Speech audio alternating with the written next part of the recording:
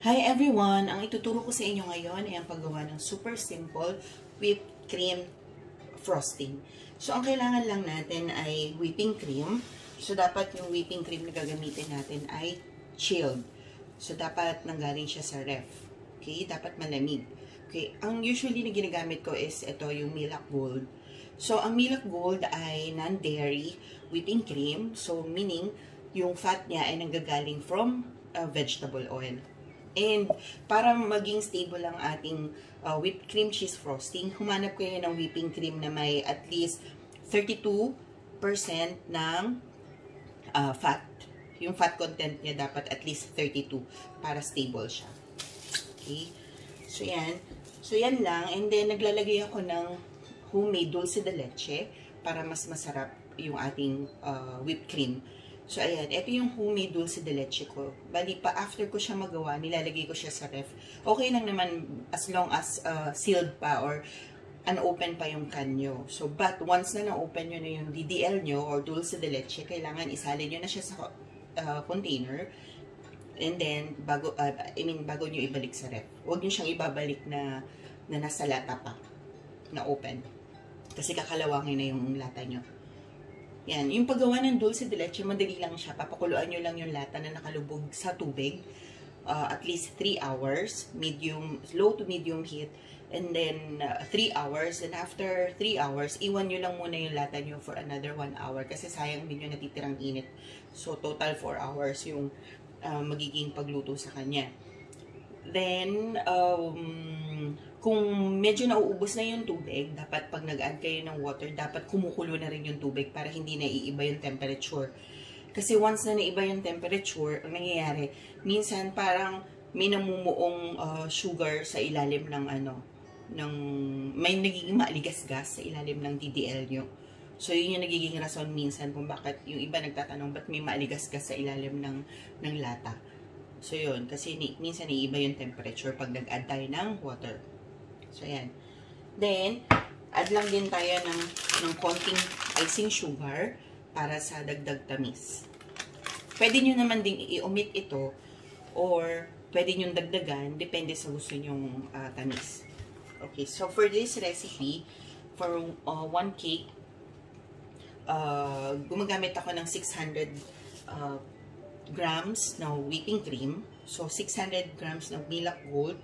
Mag-a-add ako ng 200 grams ng Dulce De Leche. So, 3:1 yung ratio natin. So, kung 600 grams yung whipping cream nyo, so 200 grams yung inyong DDL. So, lagi nyo siyang i-divide into 3. 600 divided by 3, so 200 grams. Or nasa sa inyo, kung ayaw nyo na masyadong madaming DDL, pwede nyo namang i-adjust.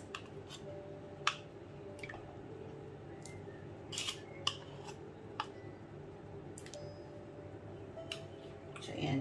Approximately half ng, kalahati ng isang lata ng Dulce De Leche yun. Ang equivalent. Okay. Then, add tayo ng 50 grams lang ng icing sugar. So, halo-halo lang natin. Lagay nyo lang lahat yung ingredients.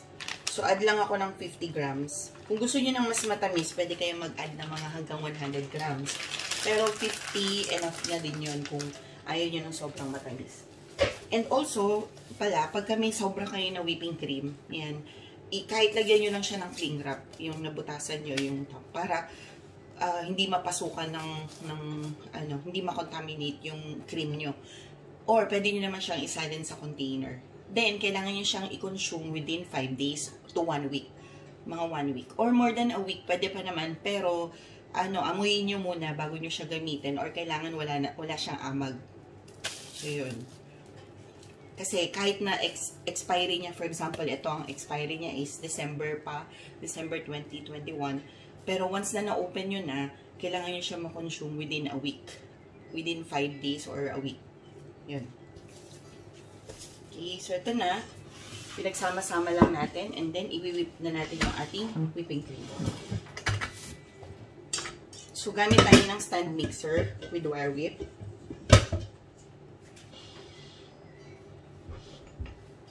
Then, whip lang natin siya hanggang maging stable na yung ating whipped cream.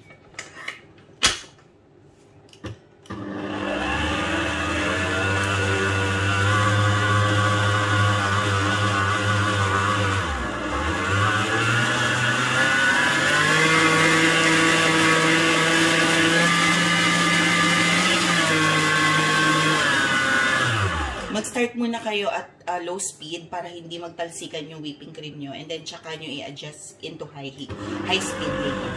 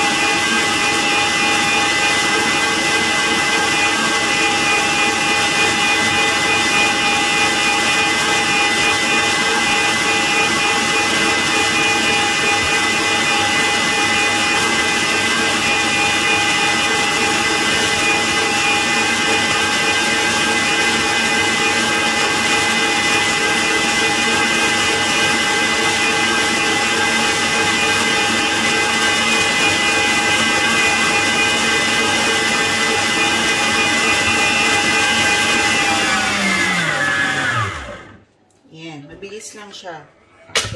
Yan, mabilis lang siya ma-whip. Ayan, makikita nyo, ganyan na siya ka-stable. So, pag nakita nyo yung paghabang wini-whip nyo, medyo nahihiwalay-hiwalay na yung gilid, na mumuumuo na siya. Ayan, so stop na kayo dyan. Huwag nyo na siyang i-whip pa. Ayan, ganyan siya ka-stable. Ayan. Okay. So, ito, pwede nyo na siyang gamitin pang frosting sa inyong cupcakes or cake. Super easy and hindi siya ganun katamis. And masarap talaga siya. Okay, ganyan siya ka-stable.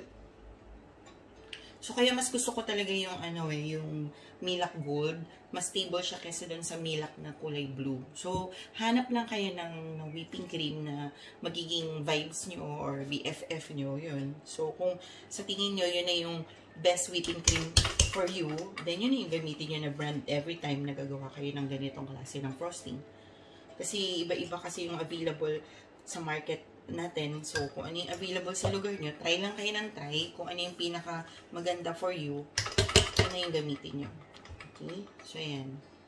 Our stable whipped cream frosting. Then, before nyo siya i-pipe, or before nyo siya isalin sa piping bag nyo, medyo haluin nyo lang siya using spatula para mas maging smooth. Ayan.